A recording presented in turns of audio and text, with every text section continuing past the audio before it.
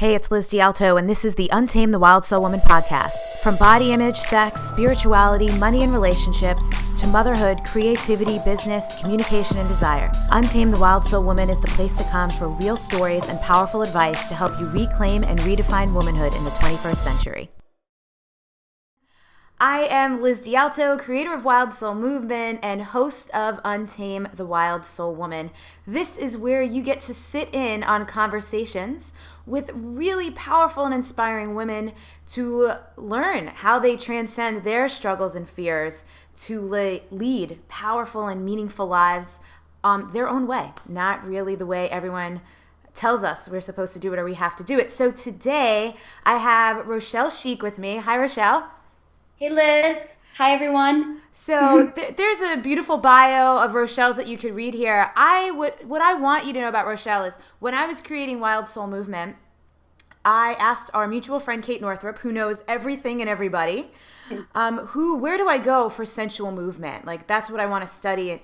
And she introduced me to Rochelle. Rochelle is the founder of a beautiful movement practice called Qoya, Qoya, that I have done with her in Venice Beach. And it's just so amazing. I'll let her tell you about it in a minute. But she also travels the world teaching her class, teaching retreats. She's been doing this for many years now. And what I love about Qoya that Rochelle says is that Qoya is wise, wild, and free. So Rochelle, you take it from there. I want you to just a brief overview of what Qoya is because it's really who you are. I think you've created something that just literally embodies everything about you. Thank you. Well, Qoya is based on a really simple idea. And the idea is through movement, we remember.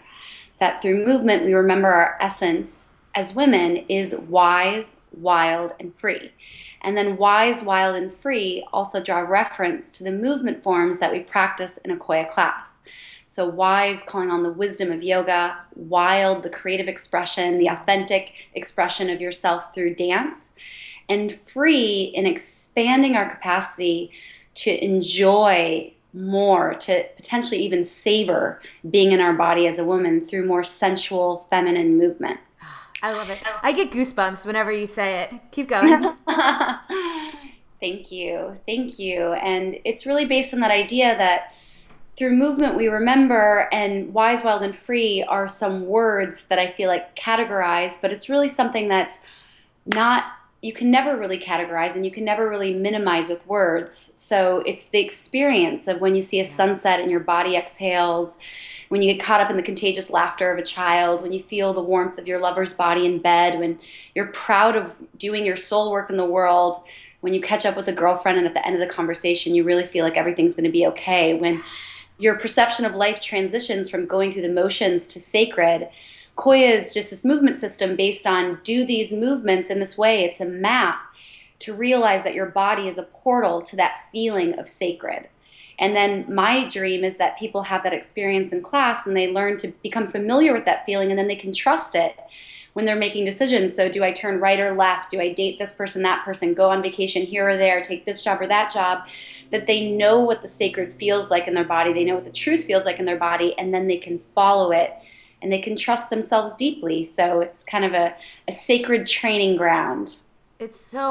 What's so amazing about it, and this is really the core purpose of this interview series, is as women and even as men. I mean, I really believe, and I imagine you do too, that the world we live in largely denies the divine feminine. And this isn't about blaming anyone or, man bashing or anything like that. It's just the culture, like centuries and centuries and centuries denying the divine feminine. And what's so beautiful about Qoya is it's just centered around the basis of the divine feminine, which is feel. Yeah, exactly. Which is feel, trust, run everything through your body, have a relationship through your body. So I have a list of questions here great. that I want to ask you, and we'll start here. What do you love about being a woman?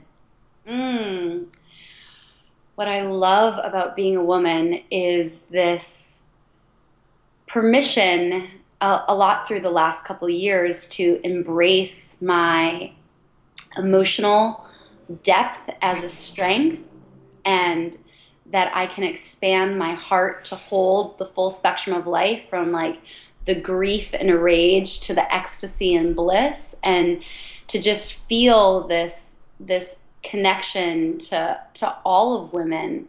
And I it's interesting because it's like describing something that's a feeling. So my favorite thing about being a woman, the best way I can describe it in words, is just the exhale into feeling myself in a human body and being able to flow and dance and have this full range of expression. And as I've studied a lot about the differences between men and women and just the way that our brains are wired, and that, not to have overly generalized stereotypes, Right.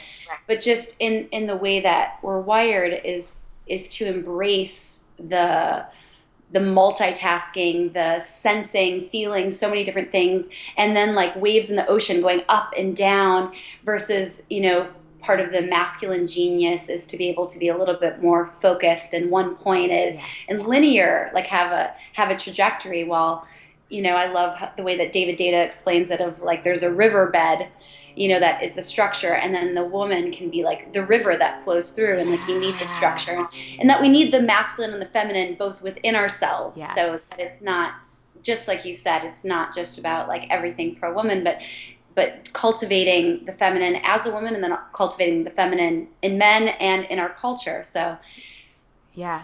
my main thing, I just love the emotional range of being a woman. I love feeling everything. I love hearing you say that, because so many women deny themselves that full range. I know I used to.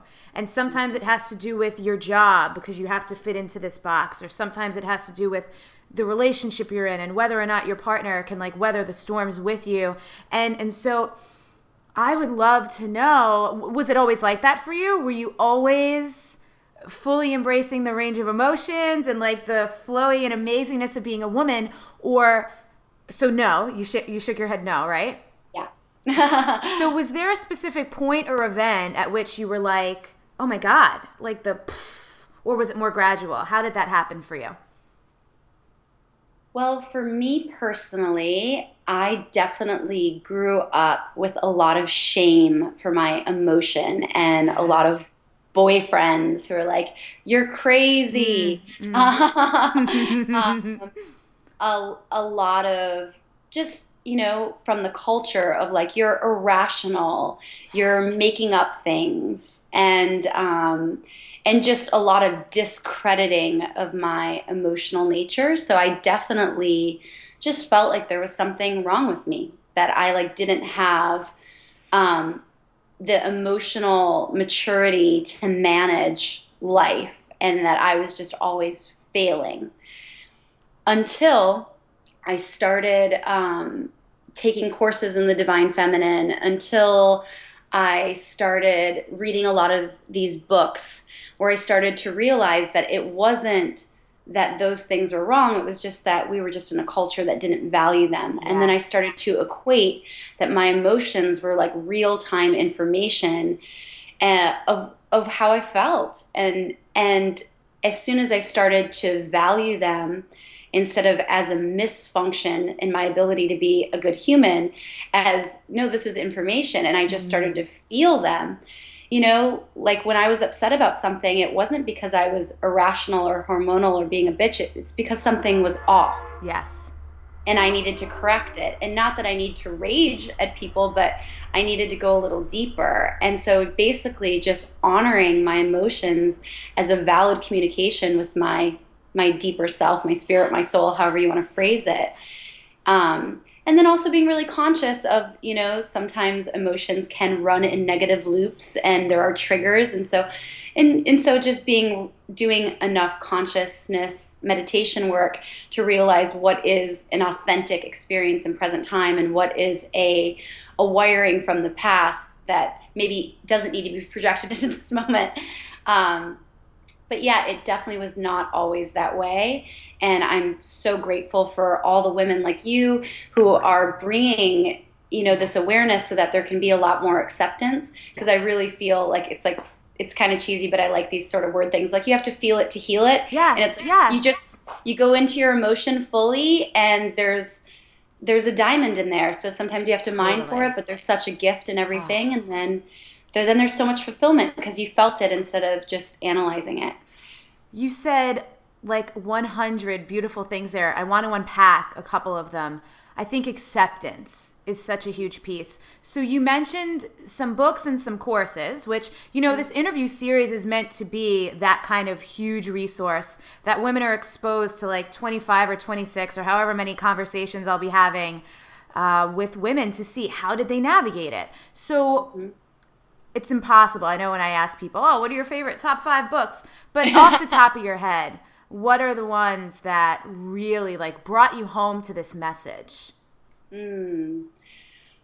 Well, the first one that comes to mind is Reveal by Megan Watterson and her journey and just being like a Harvard divinity scholar, adding so many beautiful elements into that. I really love the Desire Map by Danielle Laporte Yeah. as a way of it's just an instruction manual to feel, and she articulates really beautifully like your feelings are your communication with your Yes. soul, and so really grateful for the practical application of that message. There's a book called The Great Cosmic Mother, Ooh. which is a great sort of like, hey, this is kind of what happened over the last 5,000 years. No big deal. Just in case you're kind of wondering how, earth-based religions Yes. and paganism and worship of the divine feminine went underground. I think my favorite book, like the one that like makes me ecstatic, is The Alphabet versus the Goddess by Leonard Shlain, Ooh. which just talks about the emergence of written language coming concurrently with the repression of the feminine. Mm. And just this idea of instead of experiential valuing, like I believe this to be true because I experienced it, all of a sudden with the written word, it's like, well, this is how it is. This is how life is. This is who God is. And so just it really kind of maps out how we went from really honoring our own experience as truth valid and ourselves as a conduit to having all of our power externalized into Yeah. this word. And it's Ah. deep. What was the name of that one again? The Alphabet versus the The Goddess Alphabet versus the Goddess. So by Leonard. I love that because, again, this is what the Mhm. conversation is about. These, I think, are such important conversations we need to be having because I think so many people, and maybe someone watching this interview right now goes, oh man, I never even knew. Like I was playing into, I almost hate to use the term patriarchy because I Yeah. feel like it has this really negative, ragey, Mhm. damn the man tone to it. But I mean, it's what it is. And all it is the denial of the feminine. It's not, men suck. I really want to No, be I very love clear about that. Yes, deeply. we need them. And again, I love what you said earlier too that I wanted to come back to. It's not about men versus women. Like every human has masculine energy and feminine energy, and it's the marriage of the two, which it sounds like was really as you shared your story, the emotional, like dealing with the waves and the range of emotions was the feminine and learning how to navigate that. So, Rochelle, one of the other things that I want to unpack with you, so it sounds like you've put a lot of work and study and practice into cultivating your feminine. So, Mhm. since I really believe in the full integration of both masculine and feminine energy, what are the ways in which you call on your masculine energy? How do you use that in your work? And I know you also travel a lot. So I would imagine that like the focus, the get things done, the be organized probably serves you really well. Mhm. Well, that's the main way that I channel my masculine energy is in doing my sacred work. So that's one of my favorite things about masculine energy is action. Yeah. To really, where one of the ways that I kind of feel the feminine energy is more in the being. Mm. It's being in the essence, magnetizing, and calling things to you. It's the receptive quality, where the masculine energy is more of the penetrating quality. So, how do I go out into the world? How do I take the essence of my being that I experience as the feminine and share it and teach it? And and for me, it's really for a while I was so much in my feminine. It was like, I'll just blog whenever I feel like it, and I'll just do I'll just do a retreat whenever my soul is called, and it was beautiful, and I lived like that for years, and I only did anything I wanted to do. Like, I mean, and I realized that that is an incredible luxury, to even be in that experiment. Yeah. And but that was just where my focus was. I felt like there were so many human beings who were following a script of this is how you have to live and how this is how you have to be, and it just seemed like a lot of people weren't experiencing fulfillment. Yeah. So I was just like, okay, I just want, as I'll just give my life as a human experiment. What happens if you just follow your heart? What happens if you just follow your soul? And like, what happens? Can I pay my bills? Can I, can I do these things? And I found out that it did work, but I wasn't experiencing a lot of fulfillment just being in my feminine alone. It was when I got really clear of like, what are my bigger desires and goals of what I want to create in the world, and how do I bring my masculine energy to like really be present. Yeah. And so the main way that I do that, is just sitting down and doing my work every day and creating a structure and realizing that the structure actually allows for freedom. Yeah. I love that. I love that a lot. And so I want to ask, and you can tell me if you don't feel like if this is too much, but you brought up the point, because there's women watching this interview right now, probably some of whom are entrepreneurs, probably many of whom who aren't. Like, they work 9-to-5 jobs. They might even have families and kids. And you and I have that immense luxury of not having those responsibilities. Mm-hmm. So I love that you said, offered up my life as an experiment, and honored that, I know that I don't have to do a lot of the things other people do. But we all have responsibilities, though. We all have things. How did you pay the bills, I guess, is the question I want to ask, because people are like, oh, that sounds great. And I have a feeling, because I know my own story, and I know we've shared about this and just hanging out. How did you pay the bills? And at times when it was hard and tight, what happened to your practices then? Because it's easy when things are going really well to be like meditating and dancing and flowing, but when it's stressful and there's anxiety around that, how did you navigate it then? Thank you. I love this question because it's definitely pertinent for all of us on different levels at different times. So I feel like so many of us, the human journey, no one's exempt from it. Different details, different timing, but similar initiations.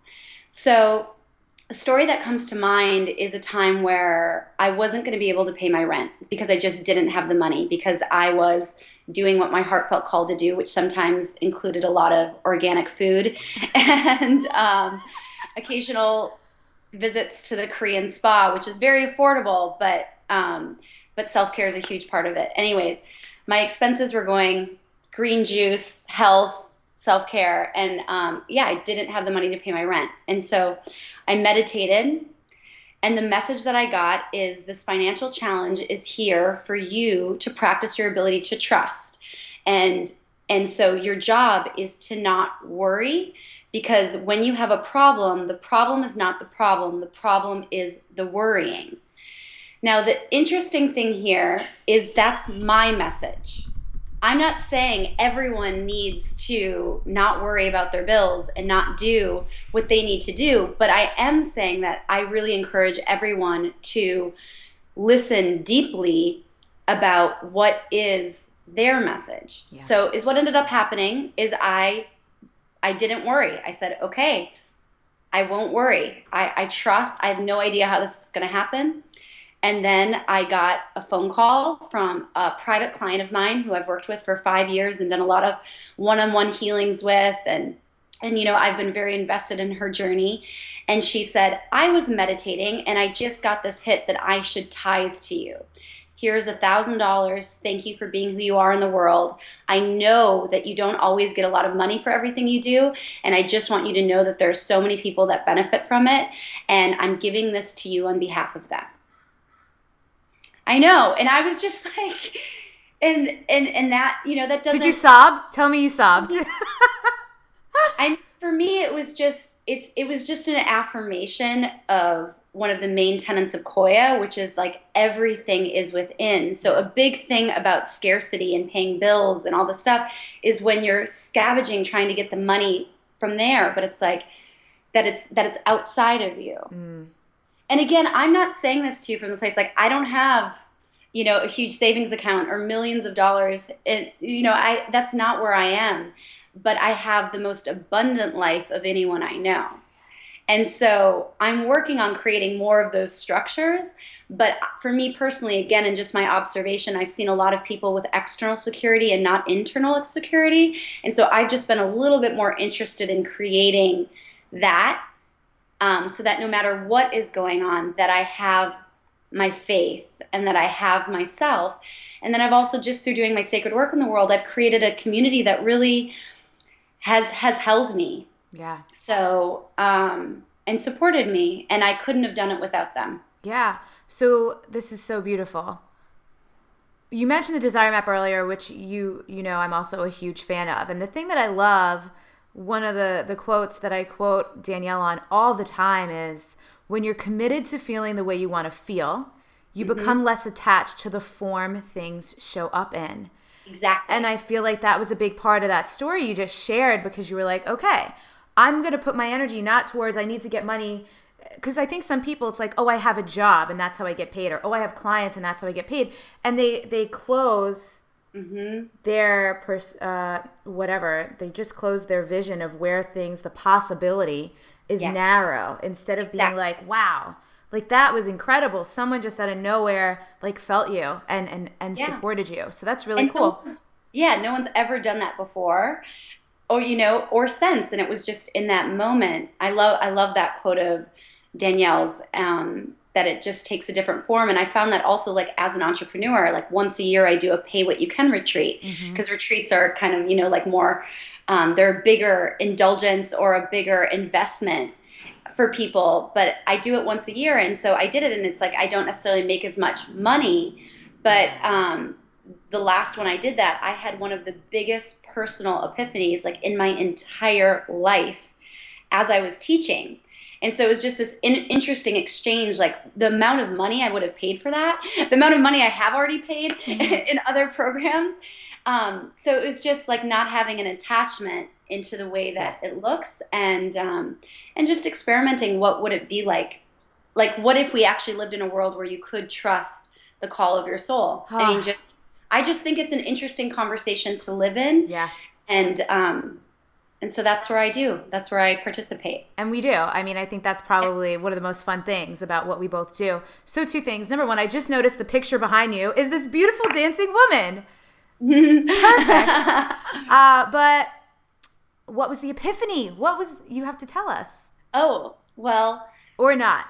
Yeah, I mean, I'm happy to. Cool. I mean, it really kind of ties in with a couple different things. So I'll give you the bullet points with heart. Great. So a big part of my journey has been my relationship with the masculine. And part of that was that I had never met my father. So I kind of just had this baseline story about like rejection and abandonment that just kind of got played out in every relationship I was in, where whatever would happen, it was just going back to that, how I kind of felt about my father. So the epiphany that I had while I was teaching is I was leading everyone through a ceremony, a gratitude despacho ceremony. And I just had this like overwhelming gratitude to every single man that I had ever had an engagement with, of like being a messenger for my soul to wake up that like, it's not about them. It's just about me remembering like the truth of my own heart and the wholeness and completeness. And again, it's hard to put into words, but like when you have those moments of just pure self-love and radiance, and not like my egoic self as Rochelle, but like just the divine spark that lives in all of us, but where I actually felt it. And it was like this just huge gratitude for all the men who were willing to mirror that back to me. And that really led to a couple weeks later feeling like, okay, I want to meet my dad. So just last week, I actually went to Florida and I like looked up his address, and I'd never met him before, and like went to his front door and like rang the doorbell. Wow. And it was this amazing thing that when I met him, I was just like, I was purely in my heart. It was like, Oh, I have no expectations. I don't have any judgments. It's just, this is just for me wanting to connect and see the person. So instead of being in my head around making up stories around what happened, just have an actual experience.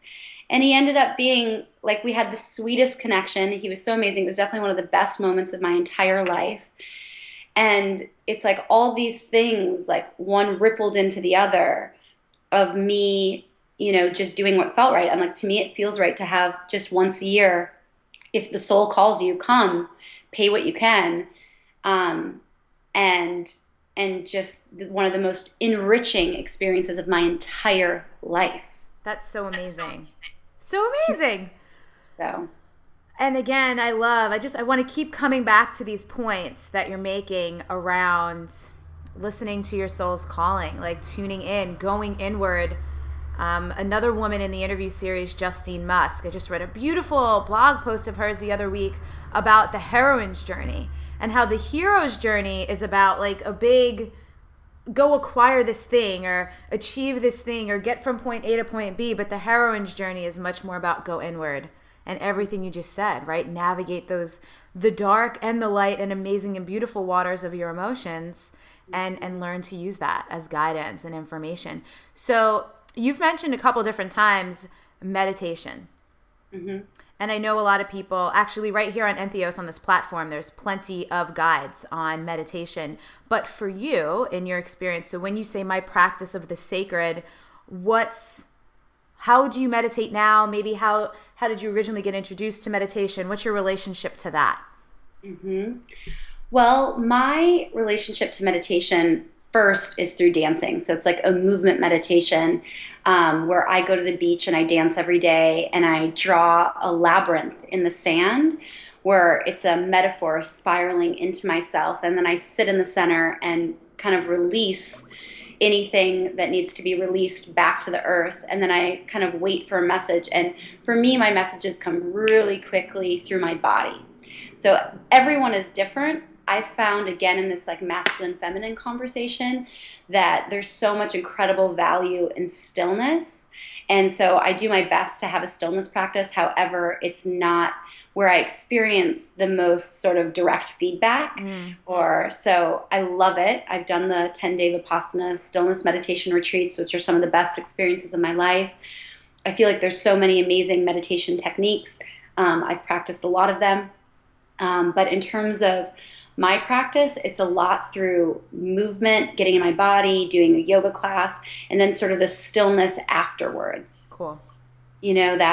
And for me, at this point, after doing things like this for 15 plus years, I can drop in pretty quickly through my body. So for me, it's kind of more about like what works for you. So I really encourage people to to experiment with different things and then notice what resonates. And it's kind of the idea like that what works is what's right. Yes. Yeah. And actually one of my favorite things that you always say in Qoya is if it feels good, you're doing it right. Hmm. I love that. I mean, I think that's like a rule in my life for everything. If it feels good, you're doing it right. So I would love to know, so anyone who follows you on anything on social media, on Instagram, sees you have a very magical life. And then you mentioned earlier, I have a very abundant life. Hmm. The word abundance, I feel right now, in certain circles, not all. Like someone might be watching this interview going, oh, I haven't heard that word in a while. Other people are like, like shoot me now. It's so overused to the point of becoming trite. And I hate that. I hate how language kind of gets bastardized a little bit. Someone latches onto a word and then it almost doesn't have meaning anymore. But abundance is such a beautiful word. What is your definition? And when you say, I have the most abundant life of anyone I know, what exactly do you mean by that? Yeah. For me, abundance really translates as flow. So it's just this idea of walking in the world and really believing that there's not only enough for me, but that believing in the concept and idea that there is enough for everyone. So really shifting out of a scarcity or fear mentality, Yeah. And an easy way to make that shift is just like looking at a thought, looking at a decision. Am I making this from love or fear? I could equate abundance with love. It's just, do I believe that the universe is a loving place? Do I believe, and of course, and it's like, I don't mean, again, with language, it can be limiting to say, like, I have incredibly dark nights of the soul. I cry myself to sleep. I'm not immune from fear in any way. But do I have a deep enough foundation? Do I have the pathway to remember? And am I accepting the invitation of this lifetime to be part of the transition team of evolving our perspective and consciousness from one of fear, just allows one to be dominated over, to choose love and to follow your heart, lets you be the hero and heroine of your own life. And regardless of what's going to happen, again, when I say I've offered my life as an experiment, it's not a goal to make a certain amount of money. It's along with the desire map, it's just how I want to feel. I want to feel. Yeah. I want to feel the depth of love and truth that's possible. And so to have an abundant life is just, can I relax into life? Yeah, and it's so counterculture. That is just not how mostly everyone lives. I mean, I certainly didn't in my background in my first couple jobs. It was based on performance. It was how much did you sell? Where does your team rank? Like all that stuff. And I think so many people, even the education system, we grow up, what are your grades? How'd you do on that test? You're being measured externally by these outside things. So I love your focus on, the barometer is literally inside of me. So what you mentioned that you're not immune to fear. And I'm so glad you said that, because something I really don't like is any talk of being fearless. Because I mean, fear is part of the human experience, right? We need it. It serves us at times for sure. So what's your relationship to fear? How do you navigate it when it comes up? And if you feel like sharing, what are some of your, do you have consistent fears? Is it usually the same ones, or how does fear show up in your life? I mean, for me, fear. First of all, there's another amazing book called The Gift of Fear, and it really talks about this idea. I almost think of just like an animal. How can I be more like an animal, where it's not like, oh, I'm scared, but I'm aware. Yeah. And so it's like, I've lived in a lot of big cities, and I travel a lot. I spend a lot of time in a lot of third world countries. I've been in a lot of places where I'm the only woman on a bus in a culture that is very offended by women not being escorted by men. And I've had to navigate a lot of different situations. And so for me, it's just like, how do you translate fear from having a negative connotation into like a peak awareness of like, okay, something like a coyote, a wolf, a dog, or their ears peak, and it's like, okay, I'm like super present right now. Yeah. And and what can I learn from this? And it's not just like, okay, no fear, of just getting like, fear is a communication system, kind of like we were talking about with the emotions. It's like something is wanting to be known. And I think kind of like a main fear that I probably have sometimes is impatience with the unknown. Like, I just want to know, like, where is my beloved? For me, it's like, where am I going to live? I'm such a nomad. And I travel 6-7 months of the year teaching. And I love it, but I like really want to know, like, where is my home going to be? Yeah. And so I think the ultimate fear is of the unknown, and then ultimately like of death. And so it's so interesting to have these conversations, because for me, it's coming into the eternal part of the soul that never dies. And it's like easier said than done, but just knowing, like, there's many ways to survive a life experience, but there's only one way to live, which I feel like is living attuned with your soul. Everything else, if you're just trying not to die, and whether that's like a literal death or if it's a metaphorical death, like I just want to stay safe so that I don't have to experience those emotional deaths and rebirths that are so into it. So, I mean, for me, I've spent a lot of time studying shamanism and a lot of time going on pilgrimages. So, like, if I were to put it into like 3 steps, it's like, how do you deal with fear? It's like, one, go into like, what is the deeper message? Mm-hmm. Like, what is the information that's trying to come through? And then 2, it's, for me, it's like, engage with it, dance with it. Maybe that's like doing a journal exercise. Maybe it's going on a pilgrimage and facing your fear. Maybe it's like saying the honest thing that you're really scared to say with your partner.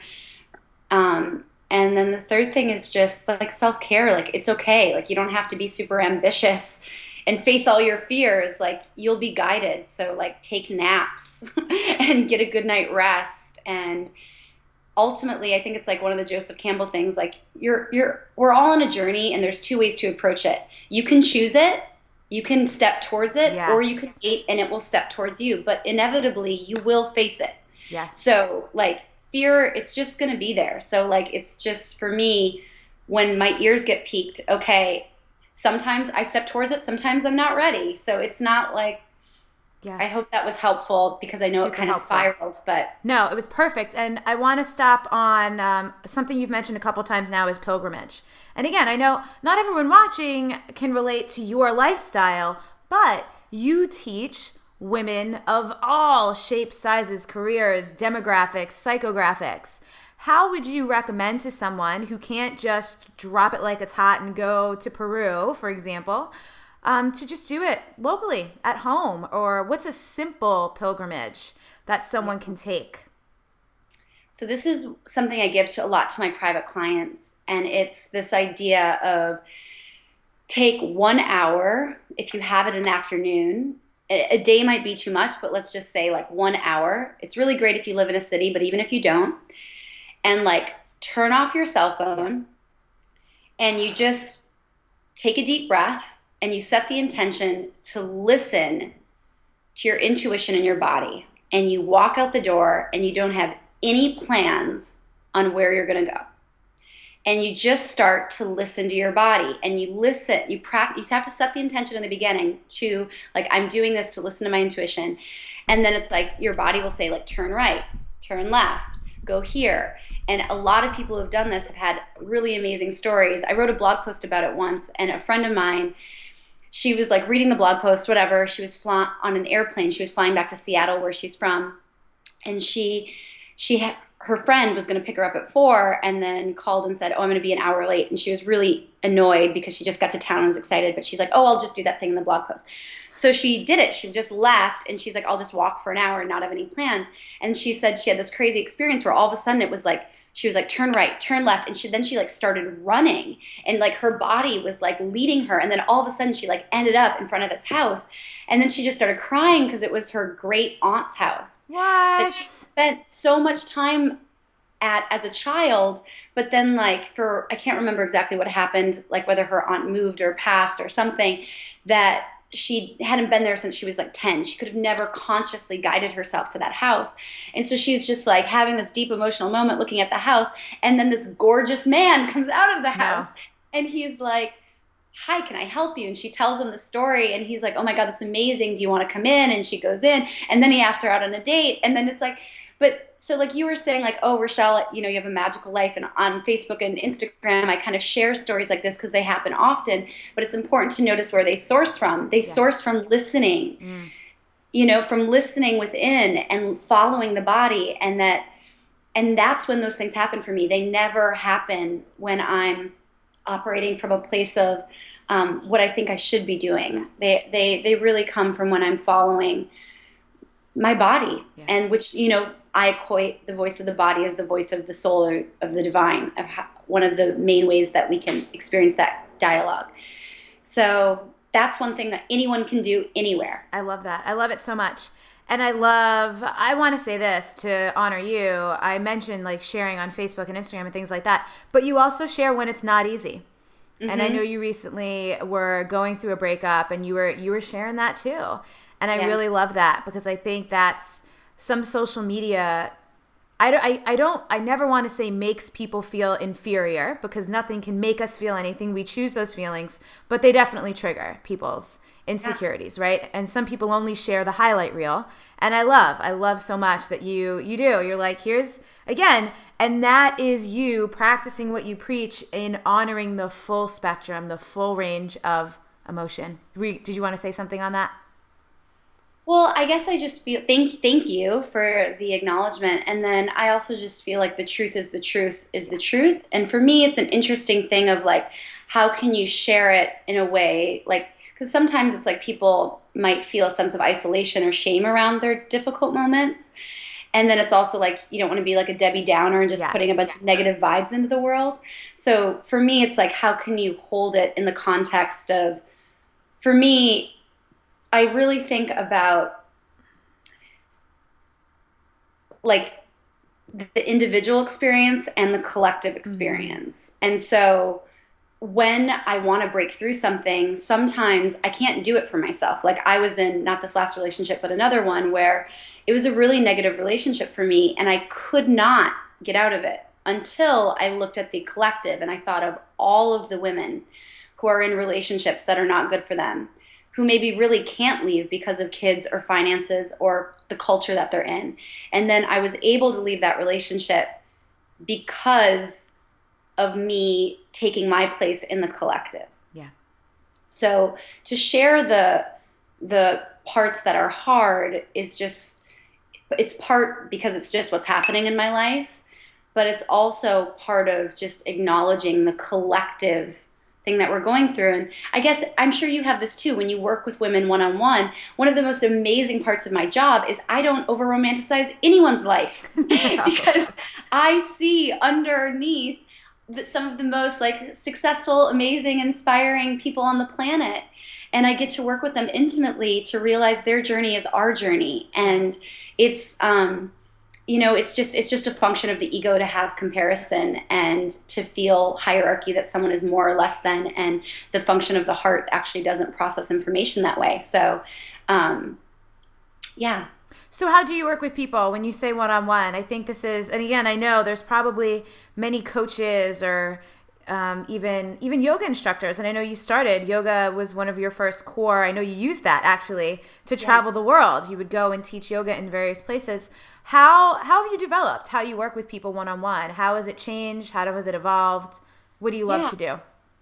Well, I love to do like shamanic energy healing sessions with people where to basically clear all the negative energy, restore them to a place, and then from that place of being energetically restored in the session, encourage them, okay, what was the gift of this pain and how are you going to infuse that gift into your life?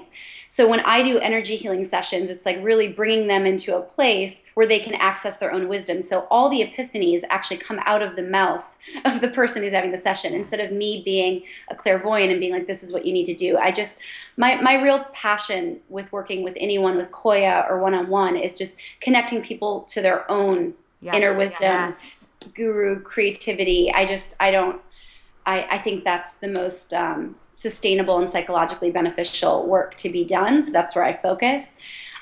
One thing I also love to do is creating individual movement rituals with people. So, like, what is going on in your life? What are you releasing? What are you grateful for? What are you calling in? And taking that to a body level. So, it's like, what are you releasing? Circle through your body and, imagine with every circle, you're releasing the rigidity in the body and also your rigidity around the situation.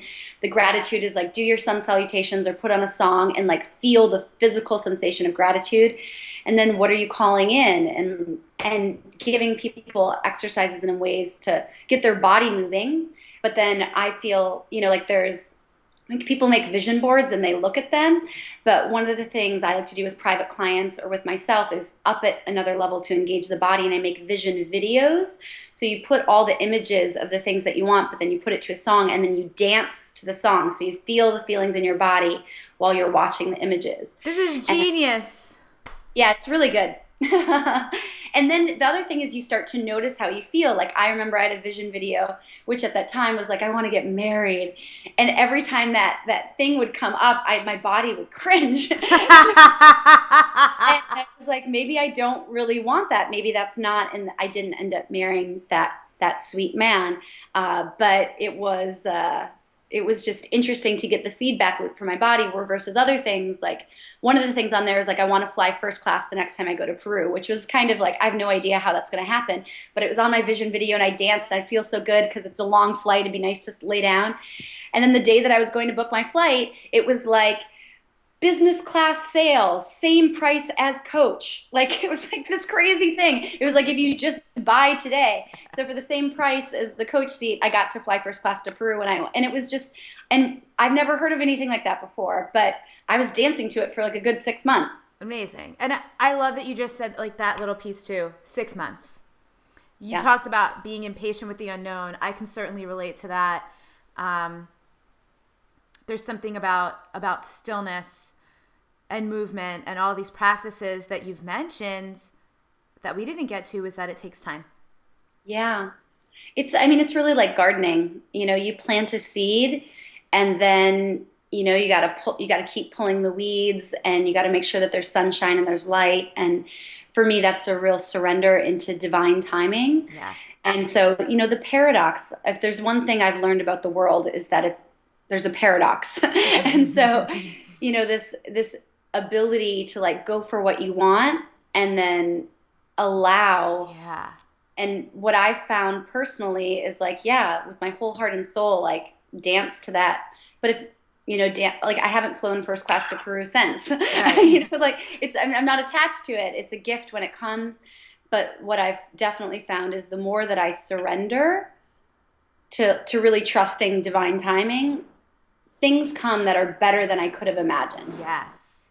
Yeah. So, but that has really happened through my experience. It's not through just saying something like woo woo or Yeah. regurgitating, you know, something someone else said. It's just in my life, the more that I surrender, the more I'm gifted things that are beyond what I can imagine. So, going for what I can envision for myself, but also realizing that there's a lot of other things at play. I love that. I love the divine timing. I love the or something better. That's a Yeah. concept that I don't even remember where I picked it up a couple years ago, maybe from my friend Erin Stutland. And it's like whenever you ask for anything and however it is that you ask, whether it's that you say prayers, you write things in your journal, you do a vision board or now a vision video that people have learned how to do that, I always, always, always add that little piece or something better because Yeah. I feel like that's the ultimate detachment from, all right, I know this is what I think or want it to look like, but maybe there's something even Yeah. better. Yeah, I love that one. I also love something I tack on to like all my prayers when I'm working with people, and those desires too is like, and for the highest good of all involved. Yes. Be- Yes. You know, like sometimes there's us as individuals, there's us as the universe, but then there is the collective, Hmm. you know, and I think just being really open to what actually is going to serve everyone and aligning with that force. I think Deepak says one of those things. He's like, it's like when your desires for yourself and the desires that like the universe has for you are the same. Yes. You know, like how like that's like this idea of harmony. You know, we're not at odds with. Yeah. And one of my teachers says, yeah, may our practice benefit all beings. Yeah. And I love that because I think even in the wake, so we're recording this interview in November. It's not going to air until February, but so right now, something dark that's happening in the world is this Ferguson decision that just happened. This cop didn't get indicted. There's rioting. There's all these things going on. And I've had women ask me, you may get this too, in Wild Soul Movement, I feel guilty. I feel guilty like this personal development, this taking time for myself is indulgent when there's like real suffering in the world. And so I love that piece for me, like may my practice benefit all beings, remembering that I'm part of a collective. So anything I heal in myself, it's not just me that I'm healing, right? I'm healing ancestors, I'm healing people who come after me, the women around me. I love that because there's no guilt and no shame in going in and doing this work for yourself. I think you embody that probably better than anyone ever. Thank you, Liz. Yeah. And yeah, and when those things come up where someone says like, I feel guilty, it's like there's also an opportunity to like contribute in the way that you feel called. I mean, like that's the thing. It's like there's a real opportunity for some service or activism or having a conversation there too, like of just as this comes up, the big thing for me is this evolution of the golden rule of like treat other people how you want to be treated. It's like, for me, it's like the other person is you. And so it's happening out there, but it's also out there as a mirroring of what's happening, to us as well. So how can we be the change and like do all of our inner work and like energetically send it out to the collective? But when something really strikes a chord, how can we participate as well? Yeah. So not to have so if there's something there, there's something there. Like let that breathe and live into the world. And again, it just goes back to what you said earlier, which is using that emotional information as feedback, right? Like when you said when something strikes a chord, not everything strikes a chord for everybody, but when you feel that pull or you're like really triggered or really emotionally responsive to something, it deserves your attention. So yes. Rochelle, you're just so special. You're just like one of the most, we've used the word magical several times, but it just feels so good to talk to you. And everything you say, I'm like, man, I wish this wasn't my own interview so I could take notes. I did actually take a couple notes. But thank you. Where can people find you? Well, thank you. Thank you so much for having me. And I really appreciate the enthusiasm and the unique creative spark that you bring to all you do. And also the authenticity and transparency that you have. Like, I feel like there's not so much of a filter. Like, you're just, and I love how candid you are. And it's such a refreshing voice and perspective on these topics. And so I really appreciate you and taking the time and asking me to be a part of your community and doing this. Thank you. Thank you. So my website is loveqoya.com, LOVEQOYA. And there's a bunch of free videos online. So you could try Qoya in your living room. There's also like a 10 days to learn to love Qoya. And then I also lead retreats throughout the year to magical places. For me, pilgrimage is like as you go on that adventure out of like your mundane, and you really just have the luxury of time to get rest, get in your body, be in nature, be in community, so you can go deep within and get those messages. I just think it's the most effective way. That's why I really love to do it, to work as deeply as possible with people. And then there's also classes all over. There's, there's a thing called Find a Class, but there's Qoya in most major cities. And then I've got a lot of fun things that I'm launching next year as well, including a book that I wrote. And so there's always more, and I'd love to continue the conversation and hear people's stories of the rememberings that they have through moving their body and being connected to this message as they're inspired. So Facebook, Instagram, all the things. All the places. I'm there, and really grateful to be living at a time where we can have these conversations, and so grateful for all the people that are bringing their life force and their energy into integrating it into their individual being, their relationships, their work, their family, their community. And it's just a real blessing to have that connection on this very special life experiment we're all having right now. It is, and it really is a long experiment. So, Rochelle, thank you so much, and I'll talk to you later. Thank you. These qualities of like divine masculine and divine feminine. So divine masculine is about like the goals, like penetrating, like going for it, taking action, ascending. It's already ascended, right? The divine feminine is more about surrender, receptivity, allowing and being. This openness. Deb Kern, when I interviewed her, when I asked her, what do you love about being a woman? She said, being a soft place to land.